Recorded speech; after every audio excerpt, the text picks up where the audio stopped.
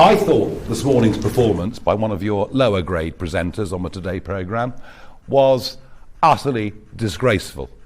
I think to frame a question around the leader of Reform's relationship with Hitler, which is how she framed it, was despicable, disgusting, beyond belief. Are you surprised that 500,000 people every year refuse to pay the licence fee? But let me say this to you. The double standards and hypocrisy of the BBC are absolutely astonishing. At the time I was alleged to have made these remarks, one of your most popular weekly shows was the Black and White Minstrels, right? The BBC were very happy to use blackface. Oh, and not just in the Black and White Minstrels, you did it in It Ain't Half Hot Mum as well. And what about Alf Garnett? Do you remember what he called Marigold? Do you remember the word he used to describe Marigold on not live, but on primetime national TV? I better not repeat the word, otherwise you'll all use it and say that I used it. Homophobia? It ain't half hot, Mum. Are you being served? Oh, and what about Bernard Manning?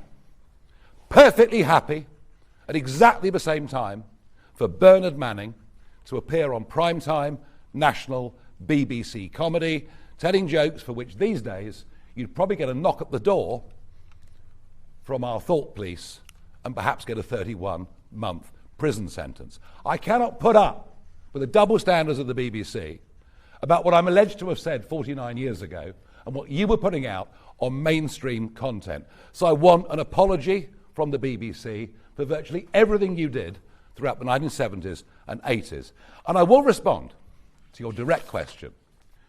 I've received many letters over the course of the last few days from people that I was at school with. This one I think is particularly relevant. I was a Jewish pupil at Dulwich College at the same time, and I remember him very well. While there was plenty of macho, tongue-in-cheek schoolboy banter, it was humour.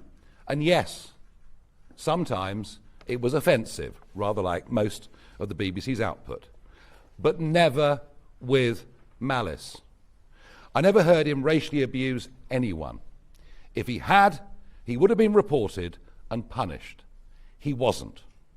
The news stories are without evidence except for belatedly politically dubious recollections from nearly half a century ago. Back in the 1970s, the culture was very different. Perhaps, Damon, you should reflect on that. Especially at Dulwich. Lots of boys said things they'd regret today, or just laugh at. Whilst Nigel stood out, he was neither aggressive nor a racist. If I can help in any way, let me know.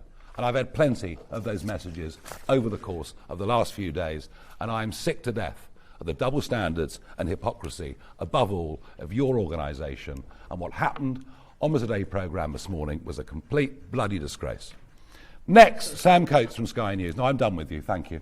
My question was, he said they were lying. I mean, it sounds like Sam Coates from Sky. I'm really, until you apologise for all of your output, your appalling output, at the same time that I'm accused of saying these things which I deny, I'm not speaking to you. All right?